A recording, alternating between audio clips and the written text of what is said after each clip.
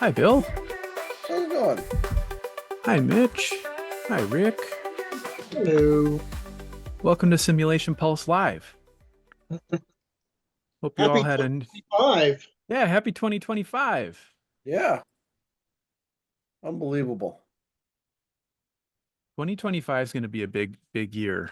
I feel like, there's been a lot of, we went through that phase, we talked about this a couple weeks ago, but like where, everybody was getting into VR and then it was like post-pandemic things sort of wound down a little bit on virtual learning. But now there seems to be another layer developing where there's people coming in that are interested in learning more about the possibilities. And I think now that, we're through that, maybe it's the trough of disillusionment when it comes to adoption, and we're seeing so much effective use of these technologies that I think we're going to start, seeing a new layer, we're starting to Yeah, build on some bedrock here that has stability. So it's exciting. I think 2025 is going to be big in the virtual frontier. So I agree. Yeah, I I agree. think it's definitely an accepted medium now, right? That everybody is seeing it as, hey, this is a valid thing.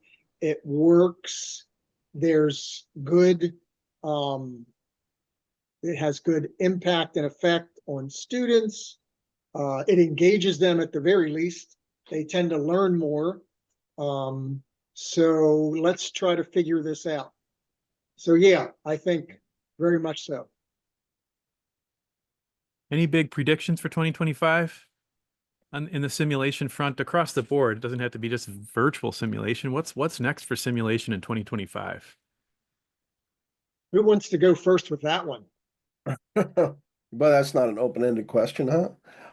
Um, Gosh, I got to be honest, I don't know. I mean, I can talk about in terms of the micro what might be next for us as in Madison College, and how we're pushing the future for us. I mean, we're still juggling a bunch of programs, and I'm finally hiring on. I have a new hire that I'll be training very soon. Um, and so that's really helpful. I foresee a further expansion of VR at Madison College as well. Um, I I think we're expanding obviously to Watertown, Reedsburg, but I see it going Goodman South. I see it going out to Fort Atkinson, those kind of things. I don't think I know for us it's not slowing down. I don't think overall it's slowing down. The adoption of technology, the boom that we saw during the pandemic, and then that sort of slide back has now kind of ceased, like you said, John, and we're back to that increase again. And that's kind of what I saw with people, just in our micro area, just in the small area of Madison College. That's what I saw was like you had this big boom of technology users and then a decrease in the amount of technology that was used. But now there's a lot of people coming back and starting to talk more about it. And it's interesting too, starting to see them be more open to newer ideas as well. So so I think 2025 is going to be big. I don't know that I can really make a prediction because I think stuff moves like week to week sometimes in the simulation world, but in the virtual simulation world, I think it moves sometimes week to week. I am interested to see. I'm be going down to Orlando, not next week, but the week after, to a conference down there to see sort of a little bit into the K through 12 world, and what things can be brought over, or what's going on there. So I'm wondering how much this could expand into the K through 12 world. I know higher ed has been a big thing, but I think that would be an interesting expansion as well. So that's kind of where I'm at least. Mhm. I would Well, concur. Oh, go ahead, Mitch. Go ahead. oh no, go ahead. I was just gonna say I concur. I think you're talking. Sorry, maybe it'd be a good time for you to go, Mitch, while the Amazon is still. So yeah, I agree with Bill though. I think that we saw that increased during the COVID times because there was all this money being thrown towards education to kind of help, like, how do we educate people when we have to, be physically separated and all those things, and simulation really became a necessity. And then when that all went away, people started trying to go back to the stuff they did before COVID, and they wanted to kind of like, oh, here's what's familiar. And then they realized that the outcomes were better when we were incorporating more simulation, when we incorporated more technology, when we were doing things that were different and new. And so now we're going to start seeing that, okay, how do we pull that stuff back into how we teach so that we get better outcomes? And now people are starting to look at, okay, how do we budget for these things, and how do we incorporate that in financially and physically into our education process? And so, like, I think that this year is going to be the year of, okay, let's start figuring out the finances and the planning so we can implement in our next, our coming up fall. And so I think that this is going to be a really busy time for sim in the prep, and that come fall semester, we're going to see a lot of use and application. And I'm excited for that because I think what we'll see is that it'll be a more thoughtful use of technology in education than it was during COVID time, because in COVID time, it was, I just have to have something and I'm going to throw it together in a week and have it ready to go. And now that people have kind of dipped their toes in it and they know a little more, they're going to be able to plan it and put it in place in a way that is educationally sound, and not the thrown together bouillabaisse shake and bake version that we had to do during the pandemic time. So I'm excited for where Sim's going to go, because I think it's going to really have meaningful use at this time. Yeah, I think it gets back to the idea of that we're building on bedrock now, whereas it used to be we were sort of like, yeah, this is really cool. Students love it. And we've got all this sort of like anecdotal evidence of, during the pandemic even, there just hadn't been enough time for VR to have a lot of those published research, publications. And so there was just a lot of anecdotal, like the instructors that were using it, it was a no-brainer. They were like, this definitely helps our students learn. The students are engaged with it. But now there's studies, there's a lot of demonstrated use cases. There's schools like NWTC and like Madison College that have just taken it to the next level and shown the rest of the simulation community what's possible. And they're measuring results and they're sharing those results. And, schools like NSU, just more and more students every semester coming into it. So I think we're really building on something strong now.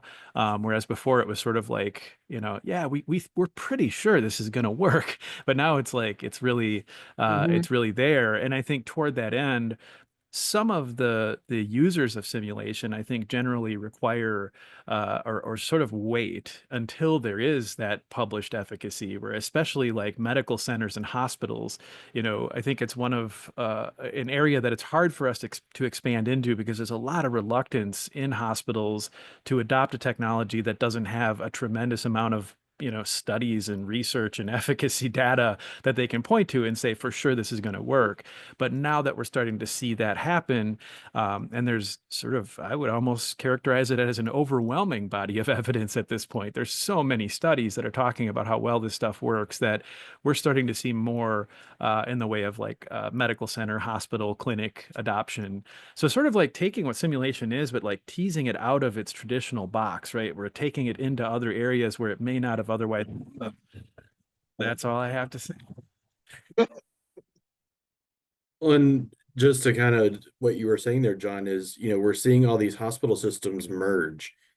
I know in our area, Bellin is joining with Gunderson, and Aurora joined with Advocate, and Theta Care joined with Freighter. And so what we're seeing is these hospital systems are more spread out now, and they are certain, they have education needs for people in greater locations. So, I think about, now working with a hospital, and, we're in Wisconsin, Illinois, Carolinas, Georgia, and they have education needs for all those people. And if you have, do you really want a hospital paying for 5 educators to do the same thing versus where I can pay one educator and have them do it remotely for everybody? And, and as a cost savings to a hospital. And a way to do that is through VR, through AR, through, like Zoom and those type of things. So I think that what's going to happen is this is going to become a technology for hospitals to be a cost savings and to increase the efficiency of which they can do education, because you can reach more people with one person instead of having them have to travel and be all over the place. You can really meet that need across several locations, even in one state or several states at a time. Absolutely. That's consistent with a conversation I recently had with someone who works at one hospital that's part of a larger medical center, and she said, and I was telling her about the capabilities of VR simulation, and she's like, well, that's great, but like we can't do that at our hospital because we have a whole network of hospitals, and if we can't do it at every hospital, we can't do it at any hospital. So they were like, with mannequins, we can't buy a high fidelity mannequin for our hospital because otherwise we have to buy 10 of them for every one of our remote regional locations, and suddenly it's $1.5 million.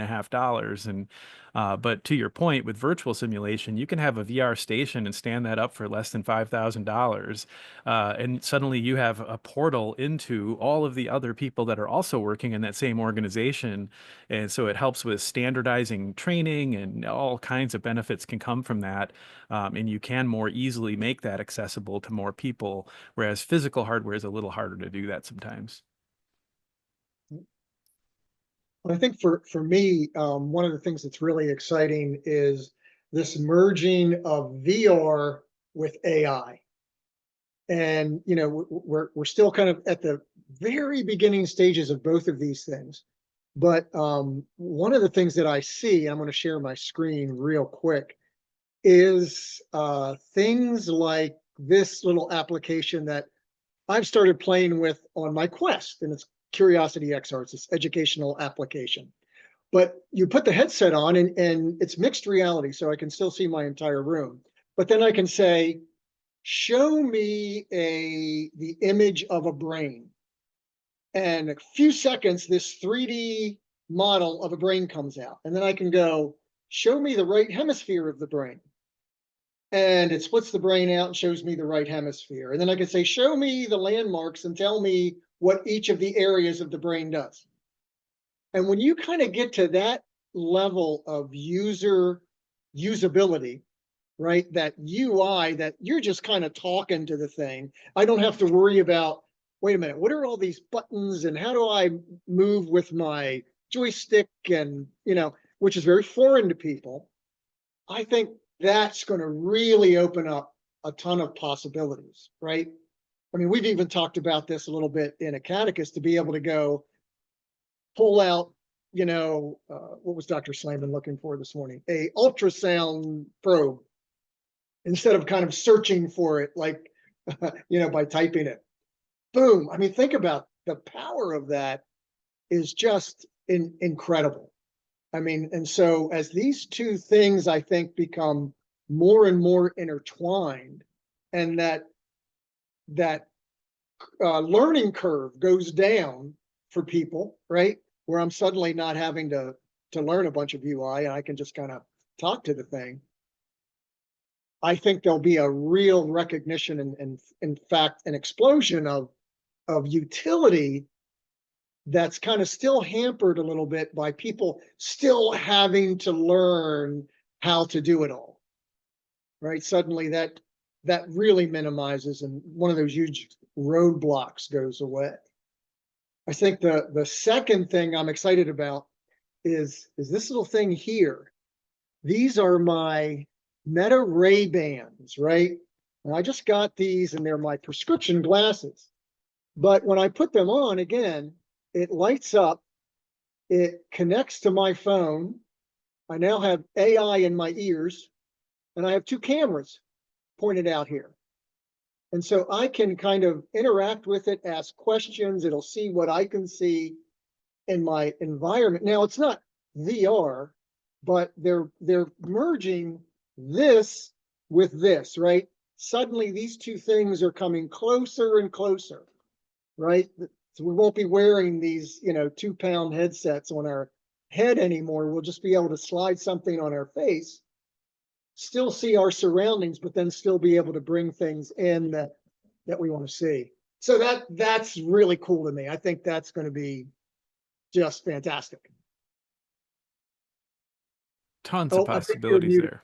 Oh, there Yeah, you are. tons of possibilities. That's super exciting. Yeah. Absolutely. And I think, that this will probably be the year that we start to see some of the safety protocols happening that I think are necessary for this to really work in education. It's one of the areas that we've been a little bit reluctant, even though we're doing a lot of experimentation. Just recognizing that there is an inherent danger, in sort of like connecting students with, these AI systems where even the people who are building them for the most part don't even really understand how they work or what they're doing or what they're, there's just so much uncertainty. But I think 2025 is going to be a year where we start to see some of those safety mechanisms in place, and we start to get that comfort factor with allowing students to interact with these AIs and knowing that it'll be a safe interaction and that there's not some risk of the AI doing something, off script.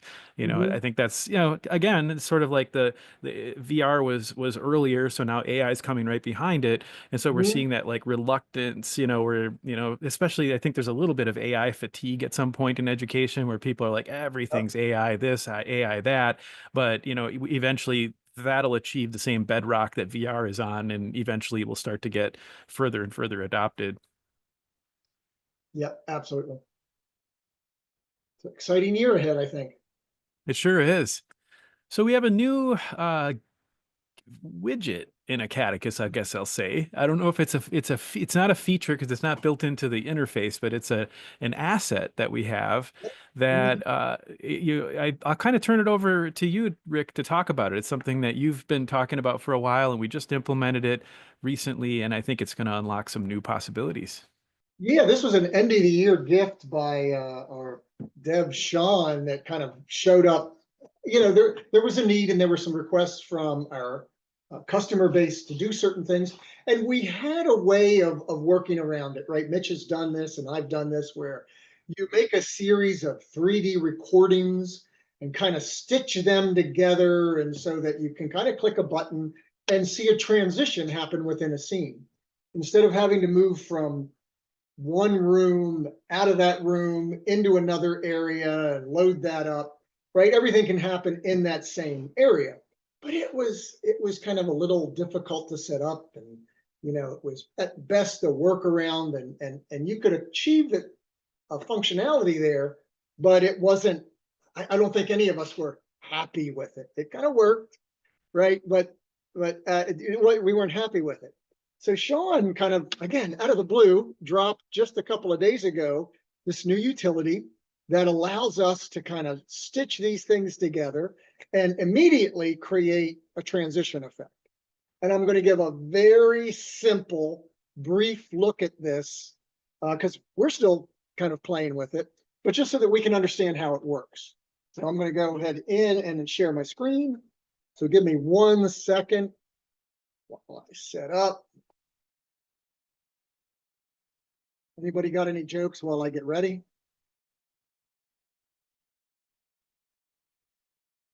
I'll ask ChatGPT for a joke.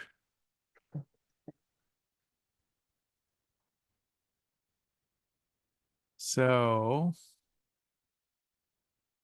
why did the VR simulation break up with reality? Because reality kept saying, "You're not real enough for me."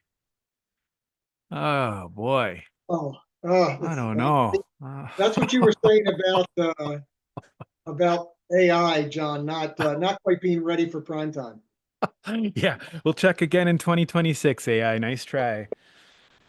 All right, so let's go into this room, and I'll get a camera out so that we're not like having to look at my head. And, oh, I was right there. Let me grab the camera. Acadicam. So anybody that's watching this that isn't already familiar, that Acadicam is an asset that allows you to activate your view as you're about to see. So we're looking through Rick's eyes initially, and that view can be very disorienting. It can get, a little bit hard to look at because it's so much movement. But this Acadicam allows you to see through that camera. So it's like having a camera in the scene. You can put that anywhere you'd like, and there's some controls you have for being able to show or hide menus, and things like that. Okay, thank you, John. And so you can see our scene here, and that in edit view, you can see we actually have two patient models. And if you look closely, we have two beds kind of stacked on top of each other.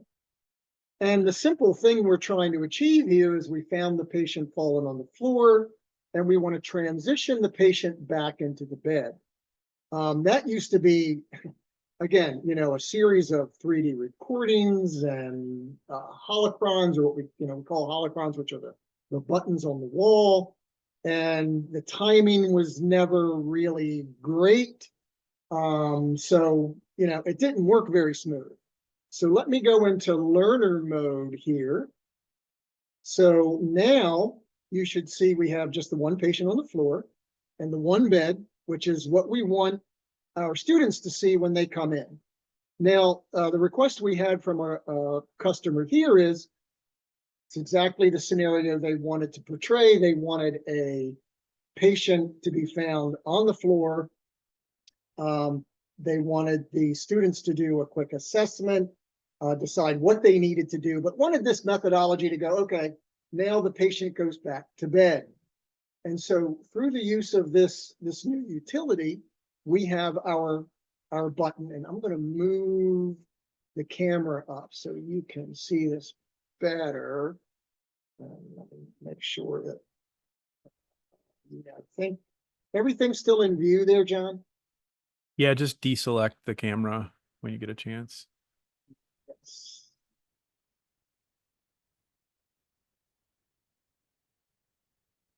Better? Yeah, there you go. Well, I'm going to go into into learner mode anyway. Yep, there it goes.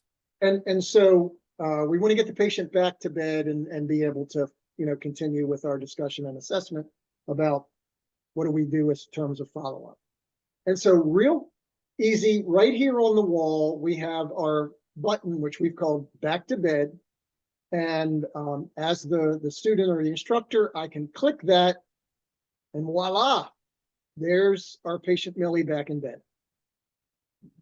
And so this was, again, a really difficult transition previously that we're now able to accomplish through the use of this new tool. And so what you'll notice, and what I'm going to try to do again is I'm going to move our camera a bit and then get it right up on that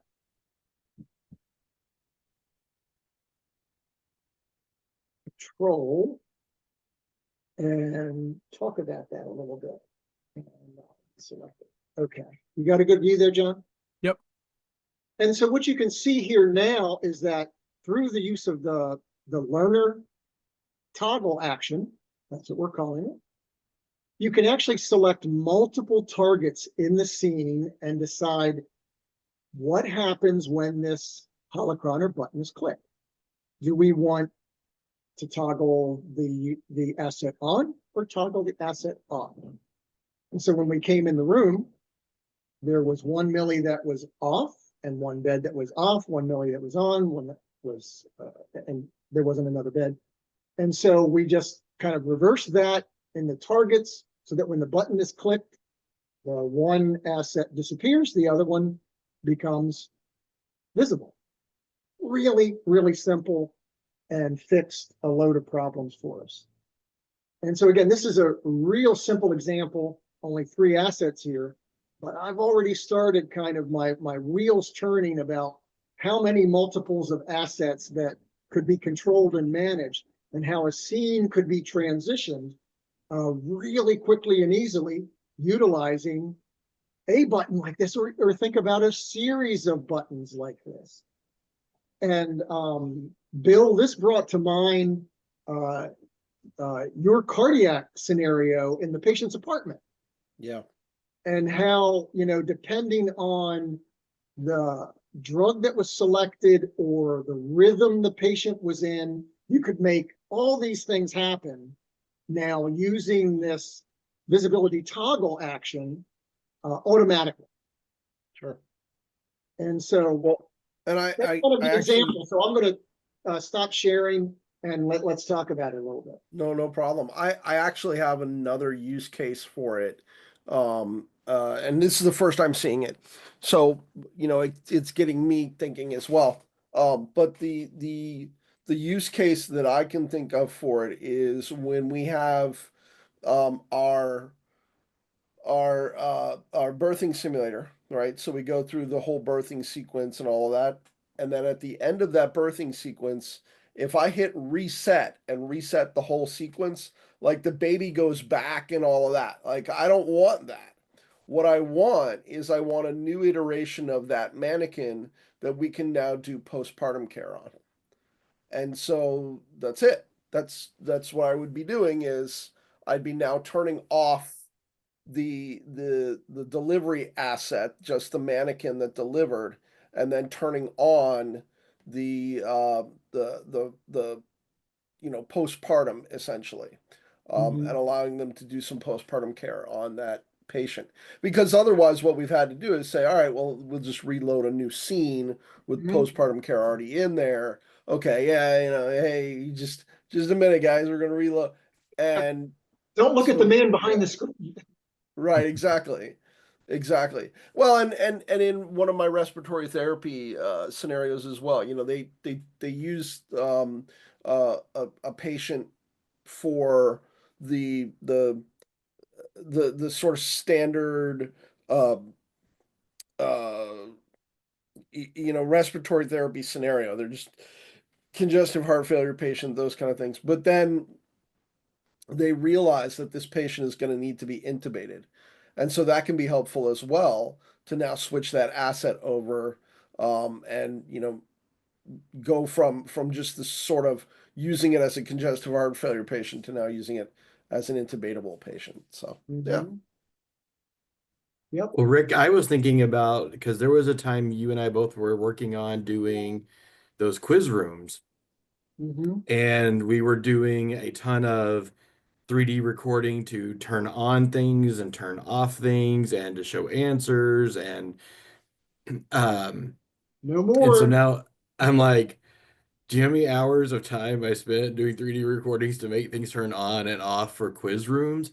And so I'm thinking about, like, with the because while Acadicus is amazing and we already kind of have a really good idea of how to do simulation that is facilitated by an instructor, the one area that I think that we're still really working to comprehend on best how to use is that unfacilitated students come in and have solo learning moments where you can build something that would that allow a student to do that independently for, like, getting prepared for an exam, or getting ready for a checkoff in a clinical or something like that, and being able to do that. And this would allow for, oh, let me set up a quiz station.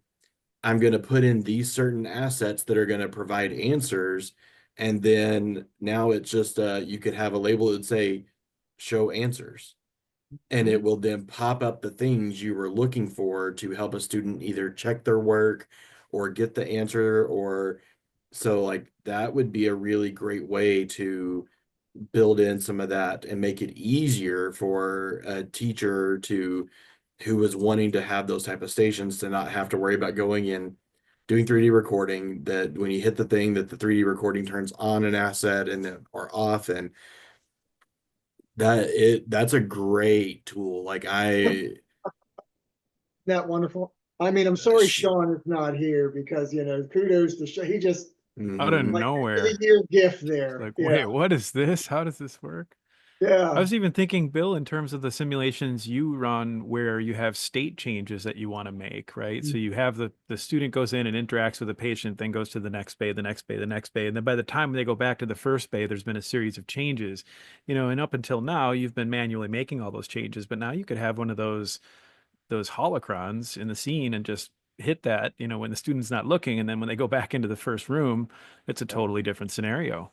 And it's Yeah, all, it's absolutely. one click. It's almost like a homemade sequencer. Like you can kind of set it Yeah, up to do those things yourself instead of, yeah. yeah, Exactly, John. Yes. Yeah. Think about how we use the sequencer now. I mean, you could have however many buttons, and then, again, you're showing the patient and you've already set the vitals. You've already put them in a certain condition or position or whatever. yeah. And then you can progress that, right? You can have, again, series of buttons.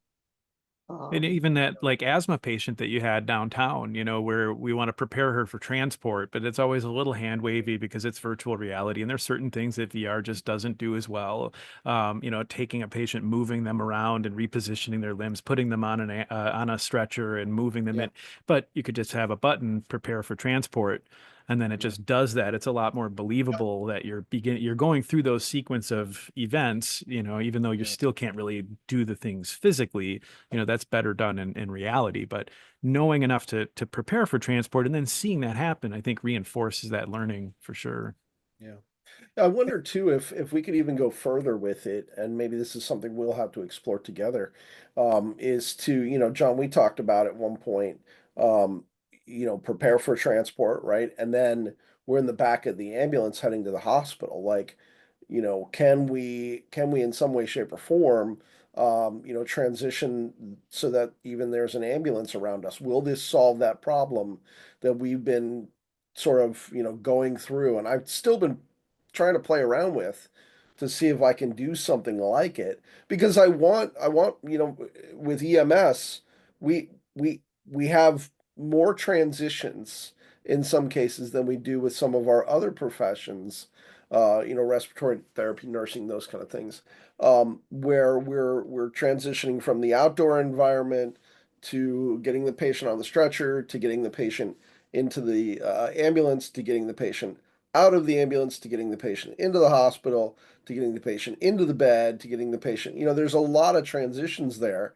And, I mean, if we're playing around with it, play around with it and see how far we can make it go. Might I'm not even thinking be that much to about, have. Go ahead. I'm thinking about administering medications.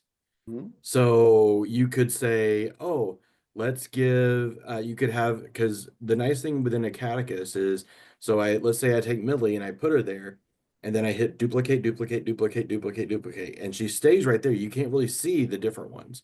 mhm. And so you could have duplicate one be administer metoprolol, duplicate two be administer vasotec. You could have duplicate three be administer albuterol.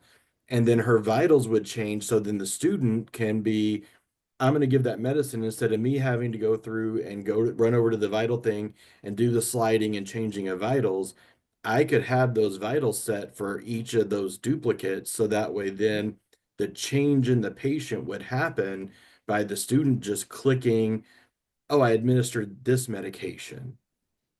And so, because you could have the medicine on the thing and have the medicine have the little holocron underneath it and have that be administer this med, and then the changes occur right then for your patient.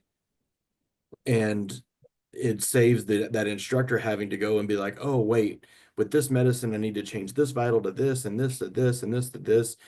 And it's just going to make that facilitation where the instructor has more time to focus on the student and what they're doing and Changes are already teaching made. Yeah. Yeah, instead of it's it having to juggle. yeah, it's like creating a sequencer. Yeah. Mhm. Being a sequencer. Yeah. And I think about also, again, there are these transitions that occur. And if we take the simple example again of patient falling back to bed, well, there's things that are happening in getting that patient up in terms of body mechanics and Mhm. assessment. And you could even have that button stop and pop up an image viewer that comes up and says, hey, here's the things you're going to do as you get this patient off the floor. Now, we can't represent that, right? but let's look at it. And then another button, right? Then that image viewer goes away and the patient's in bed. So you didn't skip everything that happened. You just reviewed it in a different manner. You know, maybe it was a graphic, maybe it was text, maybe it was both, maybe it was a little video, right? But then boom, you know, so there's not this gap or this thing missing, right? Again, they get the information, oh, the patient's in bed. So we didn't miss it, right? Something else represented it, and now we're in bed. Now what's our next step? And so, yeah, it's really got my motors running about what this gives us the opportunity to do.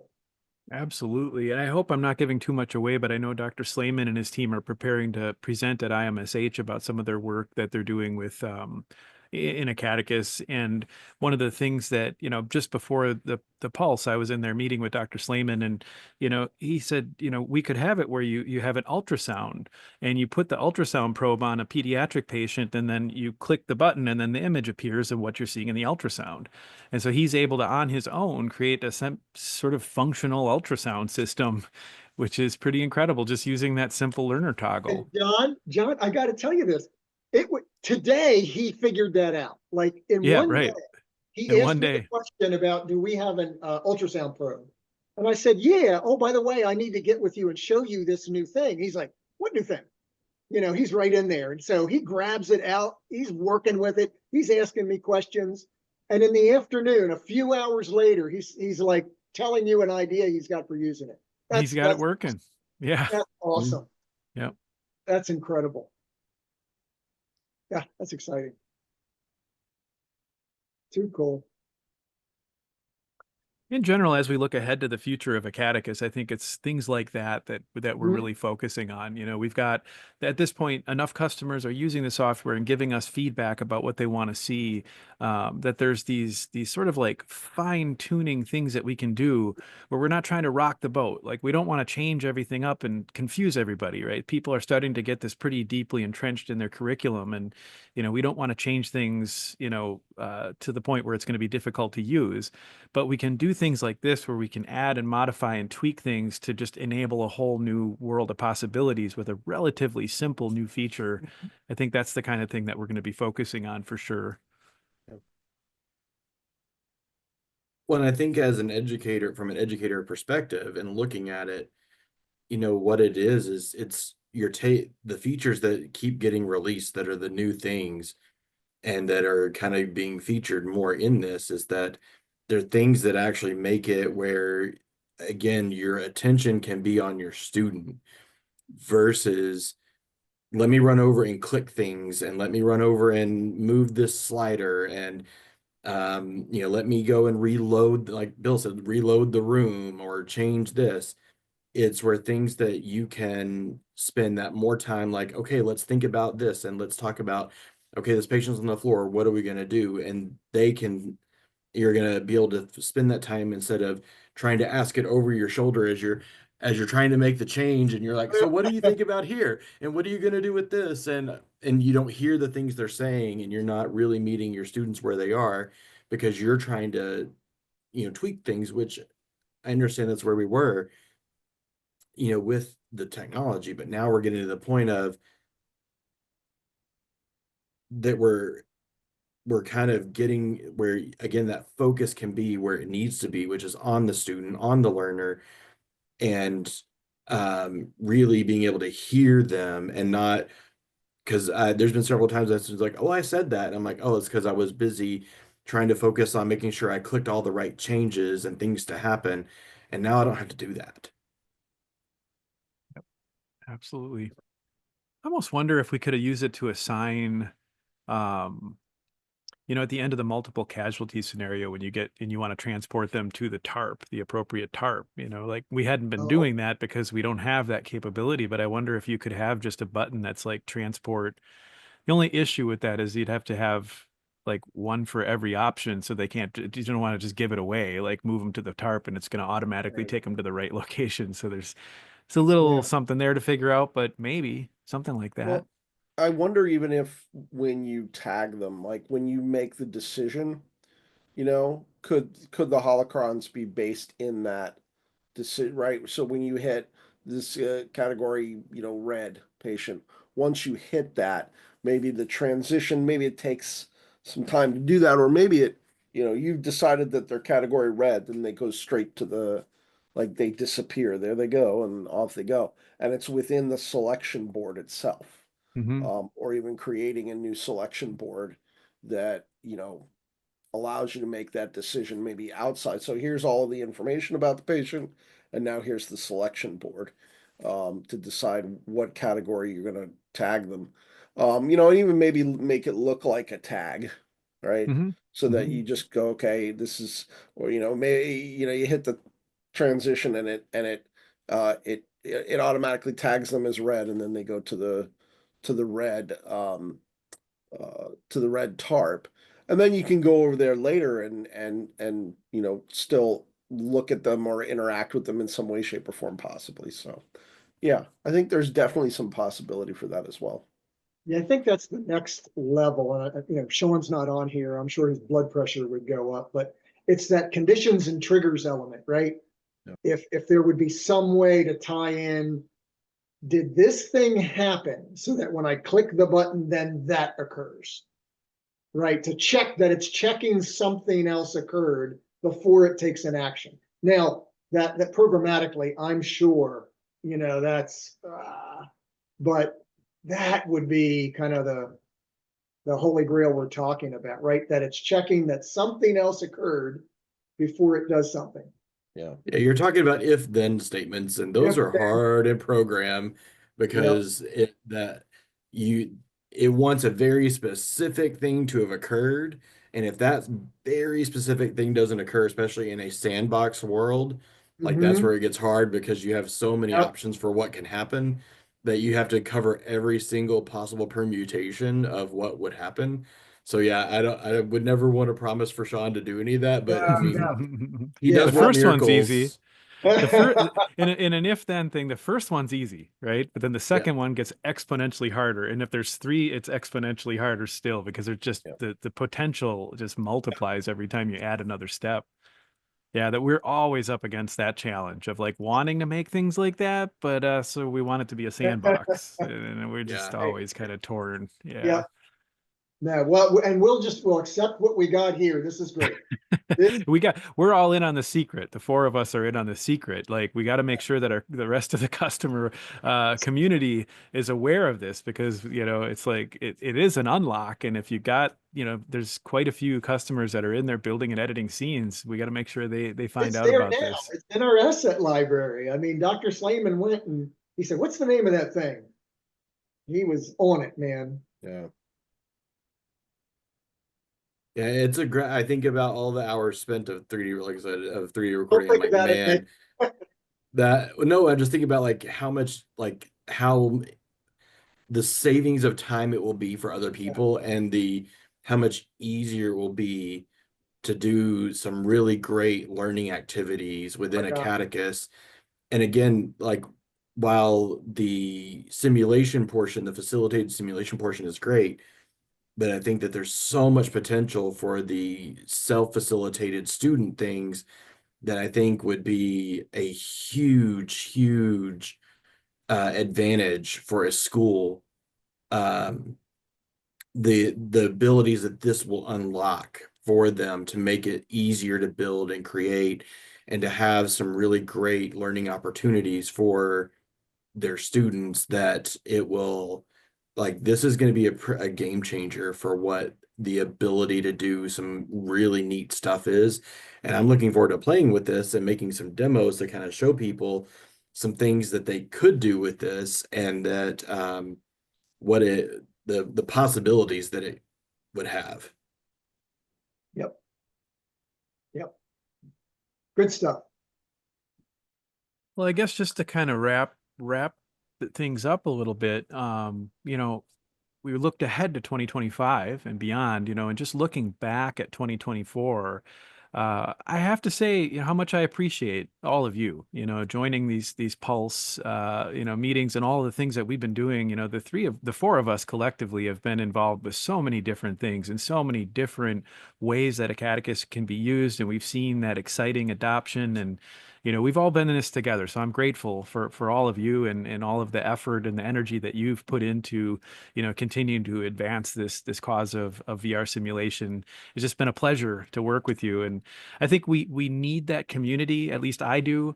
I think when I look back, it's like those moments when this is not easy to build this stuff, right? I mean, I don't know if that's like the best kept secret, but like this is extremely difficult and expensive to build this technology. And you sort of like, you get really into it and you start to get a little bit worried that it's not working right, or if what about this, or what, and you just sort of, but then a customer does something and they show it to you and it's like, whoa, a whole new, like we just saw today, and that re-inspires me. And the three of you have each done that in spades this year. It's just been amazing to see all of the incredible work that you've done. And I'm looking forward to another exciting year along those lines, but I'm also grateful for what we've been able to achieve in 2024. Likewise, you Yep. guys have been great working with, and just can't wait to see what's next and how we get challenged, because that's when the juices start flowing, and you get it figured out, and then you're right, there's this whoosh, wow, look at that, we were able to pull that off. So yeah, a lot of fun. For sure. Well, thanks for joining us, and we'll see you next Friday. Bye guys. Bye, everyone. Happy New Year. Yeah, Happy New Year.